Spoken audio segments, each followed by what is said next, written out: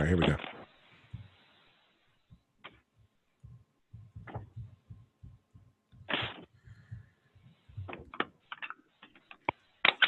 I'm gonna put my phone on silent too here, so it's not ringing. Okay. Let me know when you're all ready. Good to go. Quick introduction. All right, here we go. Hey, what's going on, everybody? This is L.A. Williams, and I'm here live on the Millionaire Car Salesman podcast. And man, the guest I have for us today is absolutely phenomenal. You guys are going to love this podcast because we're going to have a conversation with a gentleman who, you know, when I first met him, I think I might have kind of still been in training. I know I was early in the game. He had me come in and train his team. And, you know, he always was a huge supporter of me. And even up to the last time when I was in the store not too long ago, just, you know, the admiration, I really appreciate everything that he, you know, shows to us here at Dealer Synergy and myself, L.A. Williams, the blind phone master. And so, man, without further ado, I want to bring to the microphone my main man, Mr. Jim G. What's up, Jim? What's up, LA? Glad to be here. Thanks for having me on. Absolutely, 100%, man. Listen, before we even get started, man, I don't know if I think I saw you in person. I just want to say live on the air, man, thanks for sending us over to the Phillies game. My wife and I, we had a great time. It took you know, her dad. It was amazing. We got to see Bryce Harper. It was cool. Well, it's funny you say that. I'm glad I could send it to you because I had tickets for probably the first 10, 12 years at Citizens Bank Park. Saw the Phillies win the World Series, then sort of gave them up a few years after. And when they signed Bryce Harper, the next day I went out and bought tickets. So I'm glad you got to use them. Awesome, man. Thanks so much. So we're big Phillies fans over here, as everybody can tell. If you ain't in the game, I don't know what to tell you. You can just fast forward that part, right? But man, so listen, I'm excited to have you, man. You know, because you're, you know, doing your thing. You know, running RK Chevy. Just talk to the people about, you know, your background in the automotive industry. I know you have an amazing story. Just tell people your background in the automotive industry, how you got started, all of that good stuff. Yeah, so I started as it's funny how it happened. I was got out of college. I had a finance degree, started selling life insurance for 2 years, MetLife in South Philly, and then went into business with my college roommate, just wanted to own something, and found out after probably about year and a half, 2 years, that profit doesn't equal cash. So we found out that was only going to be able to support two people. Went back to school at night to Glassboro, which is known as Rowan University. Probably tells everybody how old I am now. I got my accounting degree. Started off as going to sit for the CPA, and a buddy of mine worked for Burns Call Automotive Group and said, "Hey, we're looking for an auditor. Come in and interview." I interviewed. They hired me. Started on my birthday, August 8th, 1991, as an auditor. And I would go around to all our dealerships in the South Jersey area, and then we had an Acura store in Pompano Beach, Florida. And from there, went from an auditing team to controller's position here at RK, then the controller's position up at our Burns Honda store, which is a big operation up there in Marlton, New Jersey. They put out probably between 400 and 500 cars a month. Then moved out of the accounting end, got into sales, sold cars for a short period of time, sales manager, and then I went to NADA Dealer Academy. And that really changed everything for me from the standpoint of I got moved around in our company from department to department. I went to parts. I went to service. I stayed in sales. I went back into the accounting office, and I became well-rounded. So once I finished that, I moved out of a sales manager position at our Honda store and went over to become the service manager at our Burns, at the time was a Pontiac GMC, which is now a Burns GMC Buick Hyundai, and learned under some really great people. My brother-in-law, Peter Lanzavecchio, but also a gentleman by the name of John Elizzi taught me service, became the service director there, and probably worked in service for about 3 years. And then a position opened up down here back at RK Chevrolet, which I originally was the controller. I was a controller here, and took the reins here in July of '99 and never looked back. Wow, that is phenomenal, man. So it's a couple of different nuggets in there that I definitely want to dive into, right? So it's a couple of different things. One of the first things that I heard you say that I've always talked about in being successful in life, period, is about being well-rounded.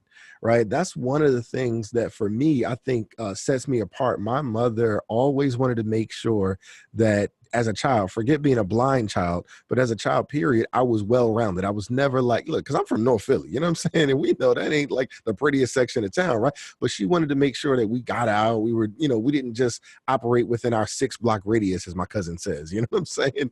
Sure, So sure. being well-rounded is huge. Can you talk a little bit about how that helped you? And then we'll kind of go, about some of the normal questions that I have. How did being well-rounded change? How does that help you to be successful versus most people who never even know what other aspects of the dealership are doing? Well, where I'm lucky at is having my accounting background, and our company has a lot of our general managers have accounting backgrounds. So a lot of auto groups, you move within the sales area and you move your way in, but our company believe you have to know where the money is. You have to be able to know financial statements, reports, numbers, and from that, throughout the years, I like to get involved in each department, but I can look at numbers and see where opportunities are, where deficiencies are.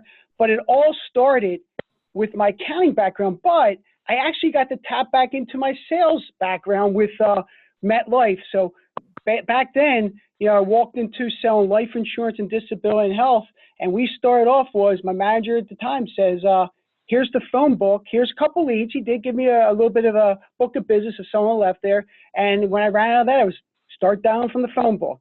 So I was working in South Philadelphia, Kensington, Fishtown, some nice areas, some not nice areas, but I had to drive to people's homes, meet them, try and sell them a product, convince them to take the product. And that, I think, along with my accounting background, really gave a good foundation for the car business from this standpoint, is that once I did the accounting end and I had the sales end, I just sort of had to learn how to just figure out how to work with the factory and the dealership and employees in each department at that point in time. Because really, managing's managing. It's just knowing the product at that point in time or what you're working with. So that's the foundation that really, I think, it was worked for me and helped me get to where I am today. That's pretty cool. And it's so crazy that you listen, a lot of people don't know this, right? And this type of stuff just happens by accident. So the last 3 people that you heard from, the last week, Brian Kennedy, he had a background in finance. I have a background in finance, right? I carry a life insurance license. And so I do that currently, right? And then, right. And then you got you, right? So it's just people, I hope y'all don't know, I don't plan this. Like, I'm not that good at planning, right? It just happens. No, I didn't even know that about you. I didn't know you had a finance background. I knew you had a background in the music industry, but I just learned something new today. Yeah, absolutely. I got a life insurance license. My wife's working on her 6 and 63. So yeah, absolutely, man, 100%. So that's pretty cool. So what I want to talk about also is you talked about selling cars, right? So this is the Millionaire Car Salesman podcast. Maybe it's so funny that all these successful people having a background in finance. Don't think that you have to have one, but it does help to be able to, count your money. You got to understand the money. That is key. So just talk about in sales. How many cars did you sell? Like, what was your average? How did that work for you? Well, it was a very short period of time, LA, and I'll be honest with you, it was probably like a 2-month period, because when I came out of the office, they knew I had sales experience, and they wanted me to get on the desk.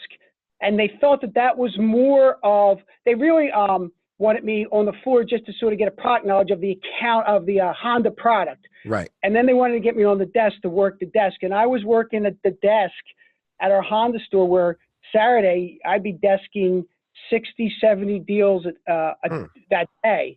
We had a great team, great bunch of managers, but, obviously everybody has to count on each other, but it was more of a fast track to get me into that desking manager, sales manager's position. I love it. It makes sense. But now here's the thing. You have some salespeople who say, well, I'd rather be a salesperson because you can't make no money as a manager. What did that do for you from a financial standpoint? The time where you were selling cars, and then, what did you moved into the desking side of it? What did that do for you financially? And like how, just kind of tell the story of what you need to do to make money as a manager. You said 60, 70 deals on a Saturday. That's phenomenal. Yeah, so I'll be working, the ops, and we try to make all the deals. But as a salesperson, you're what we tell our salespeople here is you have to look at it a little bit like you're your own little business. Mm-hmm. As a manager, which I loved, was I felt like I had, at the time, we had 14, 15 salespeople on the floor. I had 14 or 15 little businesses then that Mm. I was able to get paid off of, but also help them get paid off of. And I learned quickly a good desk manager and a good sales manager is that manager knows all the time where their salespersons stay, their sales force stay in terms of their units out for the month. Because if they were 2 units short for a unit bonus or whatever bonuses are out there, you had to work hard and you had to let them know, look, I know where you are and we're going to make you make money. Mm. Knowing that if I make them money, I'm making money myself. But Absolutely. it also let them know that I cared. So Mm. that was one of the things I really tried to really know on a daily basis where each salesperson stood in terms of their units and their gross. Mm. And that's beautiful stuff because it's so crazy. People do say that all the time. It's like, it's like being in the car business is like running your own business. But then most of the times we never really learn what it means to run our own business. And then we have managers who become managers who don't know how to run one business, let alone 6, 7, 8, 9, 20 different businesses, depending on how many salespeople you got. So man, you just laid it out there. So what are some of the keys? I mean, I heard you talk about the caring aspect of it. No, some people are like, oh, this is business, right? This doesn't have a place for feelings. I disagree with that. So, I mean, obviously different aspects of it. You do have to, because you're dealing with people. Am I right? Sure, sure. And the caring part is, look, you have to, everyone has to operate under the same basic rules. You have to show up on time. While you're here, you got to work. But it's a little bit like a football coach or a baseball coach. You can't manage everybody the same. You have to know which people you can push a little harder. You may have to sort of console a little bit or sort of advise a little bit. And knowing each person's strong point and weaknesses while still having basic rules for everybody helped in the scenario. Again, every salesperson knows it's great when activity's breeding activity and things are working and we're making deals, but then there's that little bad month you have, and you have to let them know, look, if I have a customer referral coming in, I'm going to help you. I'm going to get you going, get some momentum going. But at the same time, you got to bring a referral in yourself. So we'll work. So Yes.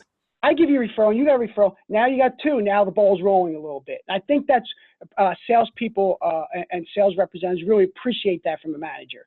Nice. That's beautiful stuff. All right. So now here's the thing, Jim. I'm a brand new salesperson. I just got in the game.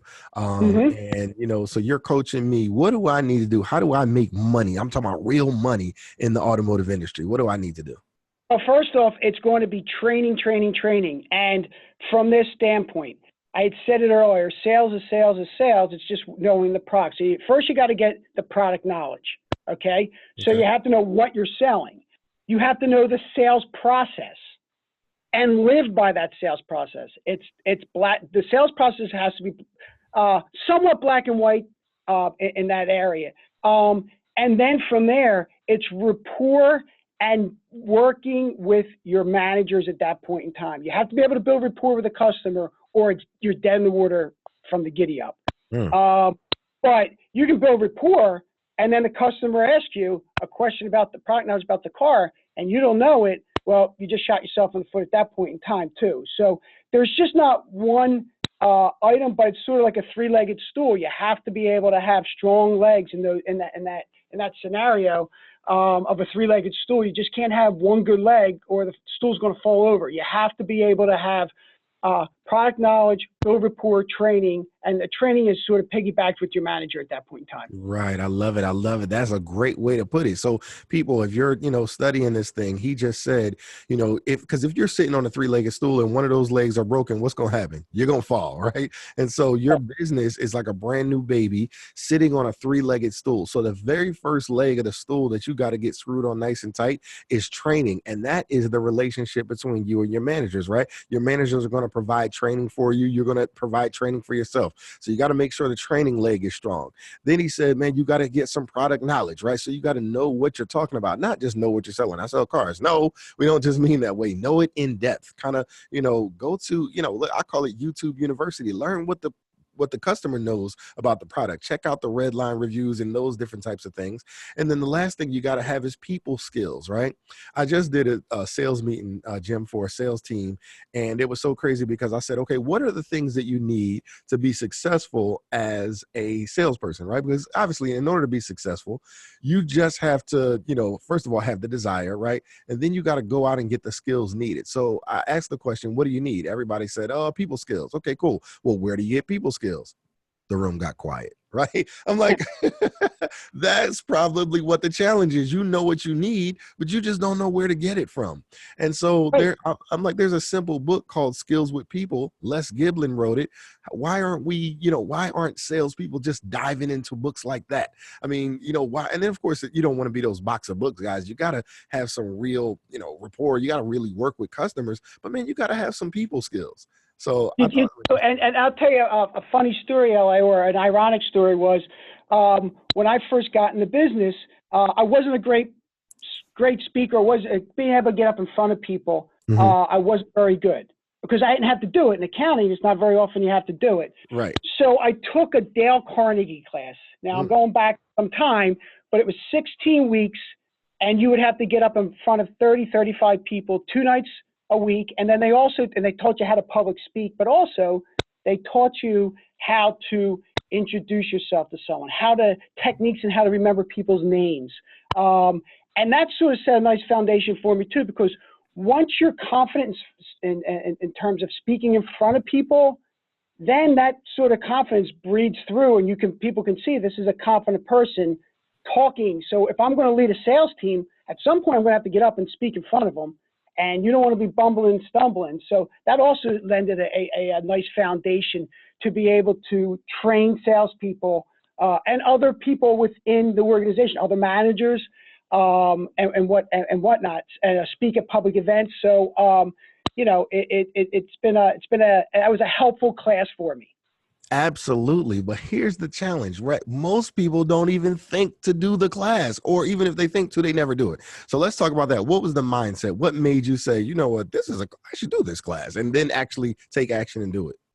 Well, I think that knowing that I want to be successful, number one, and knowing and trying to be successful, you have to know your strengths and weaknesses of yourself. You have to have, the man in the mirror or the person in the mirror. And I knew this was one of my weaknesses. I knew it. And then I figured, okay, if I'm going to view these 14, 15 salespeople as 14, 15 little businesses, and I'm going to lead them, and I'm going to have to talk in sales meetings and Saturday morning meetings or training meetings, I'm going to really have to work on this weakness. So again, 16 weeks after work. So it was from like 7 to 9:30, twice a week, 16 weeks. It really, really got me confident in speaking. And the basic is that we got up and spoke about things we were expert in, which would be personal stories. So I found out my fear was someone's going to ask me a question that I don't know the answer to. Well, that's what most people fear in public speaking. So they just put you up there and they're like, look, you're just going to speak in front of these people and you're the expert. No one's going to ask you a question you don't know about yourself. So that helped get me over the fear, or to sharpen my skills in terms of public speaking. And ever since then, I guess they could say, some of the employees say, I've never shut up since then. Beautiful stuff. Now, here's the thing. I'm going to ask one more devil's advocate question. Not that this is our audience or anything like that, but, Jim, I can't, that's 7 to 9:30, man, scandals on, man. I got other stuff I got to do. I got, kids, wife, the little whiny stuff. What do you say to conversation like that? Yeah, well, just say, listen, that's what DVR is for. That's what DVR is. Back then, we were taping them on some VHS tape, so I guess I'm letting everybody know how old I am. Beautiful, yeah. But got that show working. That's what the DVR is for. You can watch that when you get home, man. Absolutely, man. Or anything else, man. The whole situation is, if you got to decide what's more important to you. I mean, and here's the thing, in the long run, so many times we think about the short term. Like, nobody's saying that because you have kids, you should ignore your kids. We're not saying that at all. What we're saying is that you got to go out and make a short-term sacrifice, right? The difference between good and great usually is the folks that are willing to sacrifice, right? You might got to get a babysitter for 16 weeks, dadgummit, right? I mean, 16 weeks, your kid's not even going to remember that 16 weeks, but they will remember the extra, couple tens of thousands of dollars, hundreds of thousands of dollars that you have available for them for a vacation, for school, for just quality of life. That's the kind of stuff I'm talking about. You're absolutely right. And I will say this business, people put a lot of hours in. So it's very helpful if you have a supportive and strong spouse, boyfriend, girlfriend, whatever, that understands the business, know that you're trying to better yourself to make more money. Because my thing is, when I go on vacation, I work hard. I go on vacation. Then when the kids were younger and they asked for something, the answer is never going to be no. We're on vacation. Yes. You want this? You got it. So we worked hard, and everybody has sacrificed on the team here, meaning the family team, to have this. And that's why vacation time and that quiet time, when you do get to get it with the family, you really get to enjoy yourselves and maybe spend some of that hard-earned money you've been working for. Absolutely, man. Work hard, play hard. So that's beautiful. All right, so let's talk back about the industry, right? So you're building rapport with customers and things like that. How do you, build this great rapport, but then still maintain growth? What are some of the best practices to make sure that, you're not meaning every single time? So in terms of that, I think the key is your sales process. And we have a road to a sale, and every dealership obviously, or should have a road to the sale in terms of a process. And everyone, I've gotten this questions throughout the years, it's 9 steps ours, and what's the most important step? I always say it's the need discovery sheet.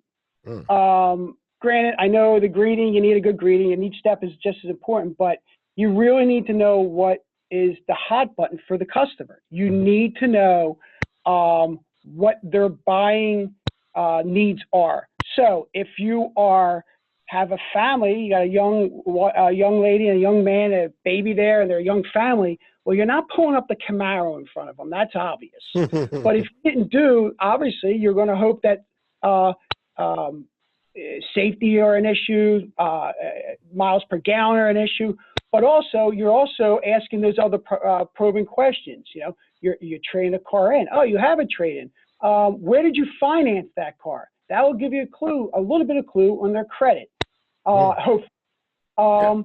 And then knowing those hot buttons, when you do the walk around on that vehicle and take the test drive, you're building value. You're doing nothing but building value in that vehicle, so that when you do go to present numbers, you have a solid selection. You go to present the numbers.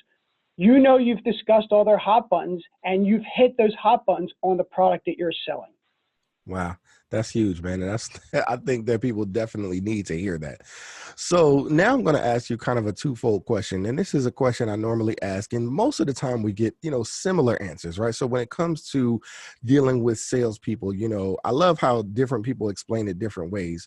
But, I want to ask about the mistakes that you watch people make. However, again, because you are who you are and where you are in the game, I want you to be able to talk about some of the mistakes that either managers or even dealer principals, other DPs, what are some of the mistakes that different people make on different levels that stop them or their team from success?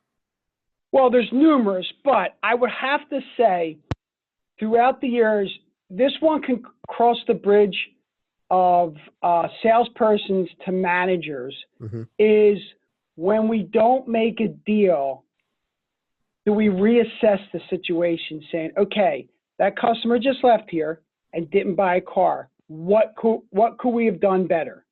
What did we miss somewhere in the process? Both manager, desk manager, TO manager, salesperson, what do we miss? I always find this in a salesperson that in the very early stages after a customer leaves and they come back over to the desk manager and said, hey, is there anything I could have done better? Yeah. I say that person's on the road to success right there. Absolutely. Because they're not making the excuse of, well, they weren't buying today, they weren't doing this, they weren't doing that, or we didn't have the car, or they're going to go shop, or what have you. It was teach me, tell me how not to have that happen again, or minimize those situations or occurrences that those happen. But I see that both in salespersons and managers. Absolutely. I always say as soon as the problem becomes external, we've already lost. Right. So we got to internalize the doggone thing. Not that we got to berate ourselves, but we got to say, hey, what could I have done better? Learn from the situation and move on. And then on top of the fact, B-backs close at such a high ratio. So We got to Yeah. get the folks back in the industry. All right, cool. Back in the dealership. So, all right. So, talk about it from a even higher perspective. And what do you see, dealer principles? And here, so I'm gonna kind of just lay some of the stuff that we're talking about. So, I'll probably be speaking at NADA, and one of the things that we talk about is how people look at the numbers incorrectly. And I know this is your field, right? And so they look at the numbers and they go, okay, well, we spent $64,000 on advertising and we sold 100 cars. So that means that, you see what I'm saying? So it's like they do dealer math versus doing real math and understanding where they could put money in, what they could put money into to actually increase their numbers. It's not just sales and marketing. So I'm not saying that you need to go down that road, but what are some of the mistakes like that people make that are stopping them from success? Well, I think that one of the things is that we could look at is just how we're utilizing the CRM. So you could look at strict advertising budget in terms of whether it's traditional TV or radio or what have you, and then you add your e-commerce and your digital, your SEM and your SEO, your e-commerce and third-party leads, and you can put a pencil to paper to have a number and do math. But then if you really look at, okay, I'm also spending money on my CRM, what have we done in terms of marketing, handling customers through our CRM? What are we doing with that information? Because you could tack that on to your expense that nobody really thinks about at all. So our computer systems holds a wealth of data that we could be marketing to. And, I'm big in service where if I get reports back or email captured for our service customers, and it's crazy how I have a manufacturer that says it's a good job at 70% email capture for a service customer. And I said, that's horrible. It should be 95 to 98% email capture, because we're now going to be able to market to those people, whether it's through sales, through service, offering, giving service offers, communication. That's how we're going to communicate with our customers. And it's crazy how they can say, well, 70% is a good job at just capturing an email. What about a cell phone? Are they opting into our text messaging? Because we're spending money on that. But if we're not doing that, how are we communicating back and forth in that? So you could take the true dollars and cents of knowing what you're paying the cable company or a digital marketing company, but the number is a lot more than that if you factor in all the other items you're paying for that you're not utilizing. Absolutely. So here's what I hear you saying, right? Basically, it's the simple fact that what a lot of dealers do is they take the minimums and they make them their standard, right? Which is just like, oh my gosh, that's the fastest way to losing. Because a lot of times the OEM may or may not know your specific market, exactly what you got going on. The CRM company doesn't even know exactly how you should use of course they know how to, they can teach you buttonology, right? They can teach you the buttons to press to do certain things, but what about the thought processes behind it? And so, as the leader, right, we have to put in our own standards. We got to say, okay, hey, listen, that might be okay for them, but over here, we don't accept that, right? It's like the floor or the ceiling, the old ceiling has to become the new floor. Like, okay, that's the absolute minimum, but really what we expect is these numbers. Is that what I heard you saying? Yeah, absolutely. And now the new numbers, when you bring two, I'll say cultures together, like the internet department and your traditional sales floor, you have to look at those numbers and you have to have different measuring standards.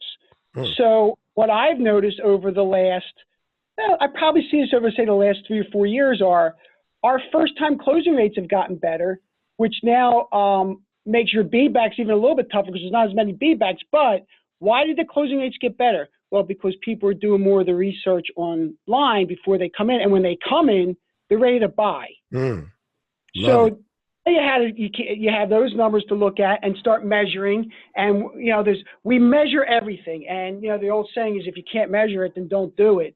But making sure these two cultures come together as one, and hoping that your staff is accepting that internet department, knowing that up bus is not pulling up out in front of the dealership. The up bus is your internet department, getting the people in. Ooh, man, now you open up a whole new can of worms. This is awesome. You know, it's my stomach, but I love it. So talk to us about that. What is the importance of having an internet department, holding it accountable? How should it be received with the sales department? Talk a little bit about that. So we found out probably back in, I want to say like 2011, we started off, getting leads and going to some seminars, digital dealer and different things like that, and talking to some e-commerce companies, digital marketing companies. And we started off with just a one-person department, just an appointment center. And we saw how powerful that could be. Then in terms of Chevrolet, a few years later, required every one of the Chevrolet dealers to have an internet department, and they offered a couple companies out there that could do the job. And honestly, that's sort of how we stumbled into dealer synergy, from the standpoint of they weren't one of the companies that the manufacturer had suggested. They suggested two of them, but they said you have to have somebody. And I was in a 20 group, and we were asking Sean to come speak in terms of video optimization. He had just come out with the book Googleopoly, but we were bringing him in for video, and he spoke about internet department processes, word tracks, phone tracks, leads, processes in your CRM, and maybe the last 10 minutes he talked about video optimization. But I was expecting one speech, I heard another, and I was blown away. I'm like, that's the company we need to satisfy our internet department. That and this will satisfy General Motors too, is that we need the process that he just put out in that training class. So once we did that and got the training going, we started taking off. But there were stumbling grounds, and there still are. You getting that sales manager that doesn't feel like they have to work or not know what their unsolds are, or that director, internet director, has that customer on the phone. They just can't get them to come in for the appointment, but yet you may have to give some information. He has to be readily available. So there have been some stumbling blocks and things we've overcome, but there's always going to be the next challenge. But I'll call it, for lack of a better term, synergy between the internet department and the traditional sales department has to be there, or you're dead in the water. Nice. That's going to get the cha-ching sound. I put the little sound effects in there because that's fire right there. Absolutely on point with that. So, man, I'm telling you, you really are spitting a lot of wisdom. You're giving the folks, stuff that they need to hear. I know you keep talking about age, man, but is there a certain book that you read or something that you would recommend that people dive into to, get more of this stuff? Well, I started off with Customer for Life, and currently I am reading the Ritz-Carlton book called, let me pull it out of my bag here because I keep this on me for my flights, but it's the Ritz-Carlton Standard. And it tells the history and story of the Ritz-Carlton and the service that they provide their customers. Often I'll speak to our salespeople in reference to customer service. What are our benchmarks when we're a customer, and the lack of service we get out in the industry, whether we're going out to buy a TV or eating at a restaurant or what have you. But to me, I've had some of the best experiences at a Ritz-Carlton. Yeah. And I tell the story of when I got married. The night prior, we had 20 inches of snow in Philadelphia. Our reception was going to be in Philadelphia at the Ritz-Carlton. And the day of the wedding, my father and I drove over there, dropped the bags off, and I'm literally walking to my room. And I had a chambermaid walk by me and say, "Good morning, Mr. G, and good luck on your big day today, your wedding day." Wow. I said, "Well, thank you very much." And as I walked away, I realized I had no idea who she was. She had no idea. How did she know me? How did you know? Yeah.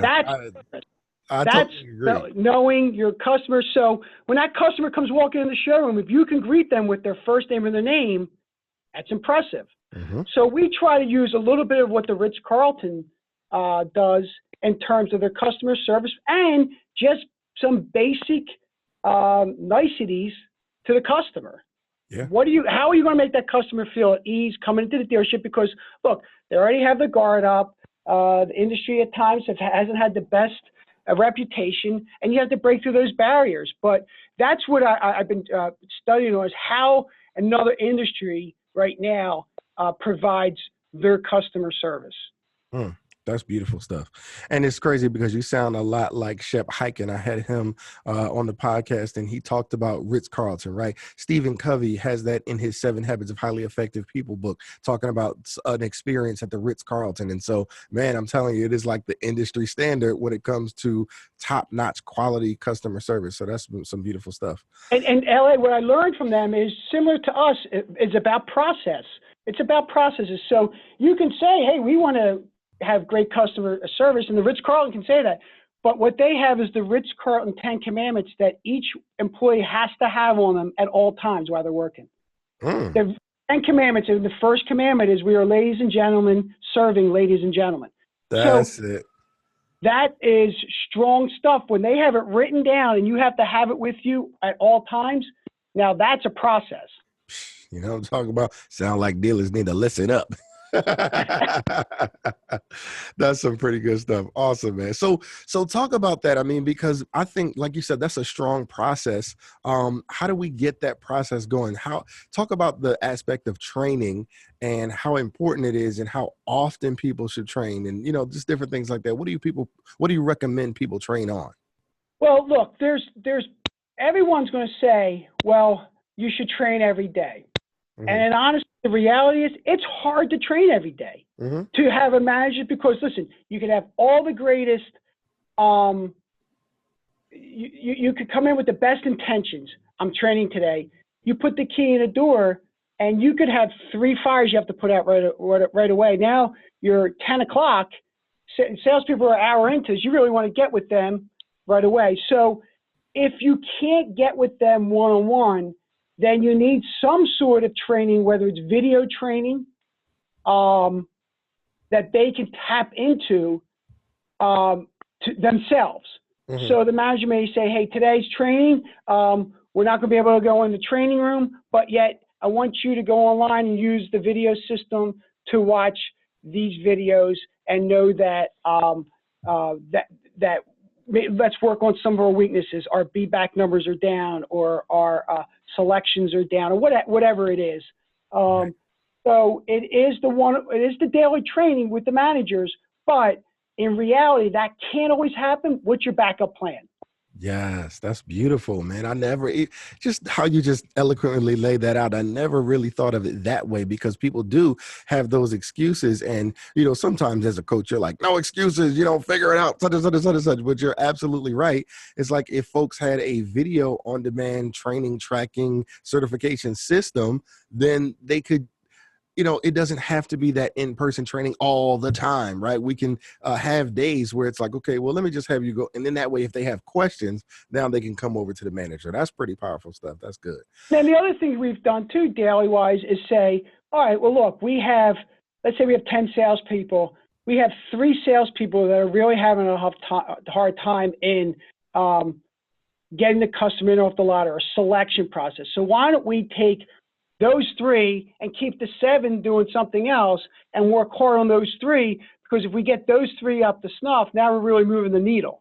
So we may do that at times, and then we have people all the time in the training. So there's days where everyone trains. There's some days where they're video training. We have an outside trainer coming in that we may get with him too, so to get a different perspective. Yep, you said it yourself. You got to work on your weaknesses. So that's huge. Awesome, man. All right, so talk about this. What do you absolutely love about the automotive industry? Why is this the industry? Well, there's the old saying, you know, I don't have to wake up in the morning. If you're waking up in the morning and say, oh, geez, I got to go to work. Well, that's a job. That's not a career. Okay. You have to love what you, and look, that's not always, it's easy to say, but you have to be in something that you love. Look, there's days that are frustrating, but there's never a day that I say, oh my God, I got to go to work, or, oh my God, I got to do this. It's not that way. There is something addictive to the car business. And it doesn't have to be sales. I'm talking service, parts, body shop, what have you. There's something, because there's so many people that are in the business that leave the business, and what do? They come back to the business. All say the same thing. And it's just to say there's something addictive about the car business. Yes, and that is, I agree that that is one of the most tantalizing, aspects of the business. Is it is that way. It's just that it's something that you can't quite put your finger on. But I love what you said. It's addictive. It's like, oh, you gotta have it, because I really think it satisfies so many human needs when it comes to competition, when it comes to the desire of being free and being able to make your own way and all of that great stuff. So, man, I think you're absolutely on it. I love how you laid that out. So just talk to the people. I mean, again, we're talking to the Millionaire Car Salesman podcast listeners. And so these are people who sincerely want to make money. So what is a closing statement that you could have for people who just seriously don't want to live the okay life? They want to live the good life. What would you say to these people? Well, you have to put your time in. Again, you have to grind it out. If you're sitting there doing nothing, then you're not putting everything you have in it, especially with social media today, especially with cell phones and the cameras. We really find a couple of things that we have found that, and it's always changing. That's another thing about the car business. There's always something new and something changing, but you can go out and know the freshest trades. So if you don't know your freshest trades, your fresh trades that just came in, that you have switched cars to be able to sell used cars, then you're not going to make the money that you're going to really desire if you don't sell new and used cars. You have to know the fresh trade-ins, because from there you're going to put them out on social media and blast out there. It's the quickest way to reach people nowadays than anything else. Where before you'd have to pick up a phone, or you have to send a letter, or take a picture. You could literally take 5 pictures of a trade-in and blast it out, and now every one of your friends out there sees that car that you have. Yeah. That in itself, if you're not just doing those basics, you're leaving so much money on the table. And we look at that, and we get on our salespeople saying, "Hey, I haven't seen you post anything in a day. I haven't seen you post anything today." And it's crazy how many times the salespeople will all post the same trade. That trade-in will be sold within the next 2 days. Wow, huge stuff. And it's just having your finger. You can sit at your desk and not know anything, but it's the guys and gals that wanted to be able to say, "Hey, how am I going to make money? What did we just take in? What new inventory just came in? What are the programs?" It's been just that item nowadays is just an essential to a salesman's toolbox. They have to be doing that. Awesome. And it's crazy. I basically, what I heard you say was it takes time and effort to become an overnight success. You know what I'm saying? Like that's no free pass, no free rides. Really, yeah, absolutely. And it's so crazy. Again, I just did a sales meeting. Well, it wasn't I did a sales meeting, but I also did kind of some one-on-one training. I did something brand new today, Jim. What I did was I was having trouble getting people to keep their training at a specific dealership. So what I did was I just scheduled time with their GM, and then in the GM's office while I'm live on the Zoom, we had him call each of his, salespeople and all, as if it was like a one-on-one, and instead they got me, right? And so I was training one of them specifically, and he had a guy that said something like, "Well, your website doesn't say that," and he kind of was like, like just teeter-totter. And I'm like, "No, you got to use everything to your advantage." I said, you got to share with him, "Hey, listen, the incentives, I got a secret for you. They actually have been extended until Monday." And if he's like, "Oh, well, your website doesn't reflect that," because it's a secret. That's what I'm calling, right? Little stuff like that, just kind of having fun with the customers. You got to understand that everything that they say and do, I always tell people, one of my word tracks is when people say that they can't find something on the website. Well, listen, our website is roughly about 33% of our inventory. Like there's so much more. And listen, you can get the website, but that's going to give you general information. But if you want somebody who's live, got their feet, boots on the ground, you got somebody like me, which instantly, creates value from the salesperson to the customer. So that's some beautiful stuff. And so, so let's close out talking about this, because obviously there are some people who are making money in the industry. And we just want to help people to avoid making silly mistakes. Now, obviously you want to have fun with the money, like you talked about. You want to, spend some of the hard-earned money, but what are some things, and not from a financial advisor perspective, I'm not saying that, but what are some things that a person can do or that you've done to ensure yourself future income, or just ensure that you'll never grow broke again? Well, in terms of nothing financial, but it's becoming consistent in your daily approach. That's beautiful. So it is asking every single customer for referrals. Yes. Contacting that customer, whether that customer is $15,000 flipped, has a 400 score, has no money down, what have you, that person gets a call just like the person that had 700 score. Because I'll tell you why, that person that's 15,000 flipped, 400 score, no money down, at some point in time may have money or may have a family member's money, and remember, hey, you know what? That person over at RK was treated me well, followed up with me, no one else has. I want to give my business to them. So Right. Everybody, it's black and white. Everybody should get the same consistent approach, which is a callback every day, or your approach every day is, I'm going to speak to 5 service customers, or I'm going to make sure I get 3 referrals from every sold customer.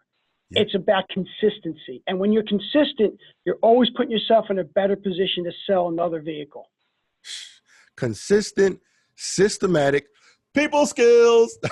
Yeah. Absolutely love it. 100%, man. So listen, that's the message, right? And so you guys have been listening to us. I always say that you are the average of the 5 people who you spend the most time with. And use Jeff, hold on, I'll say this correctly. So you are the average of the 5 people who you've been spending the most time with.